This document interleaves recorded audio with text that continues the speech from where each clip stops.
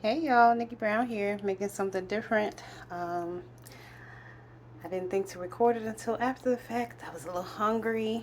This is eggplant, so I'm cutting it up in circles and then I'll cube it.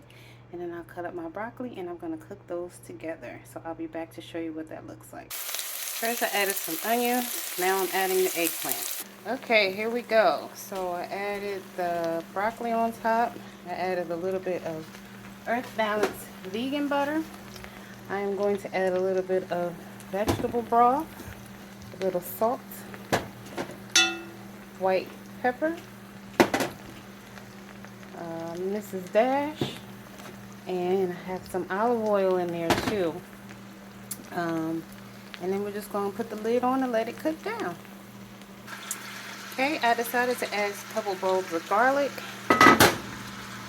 some garlic powder, and some cilantro flakes. So it's cooking down quite lovely. I'll be eating soon.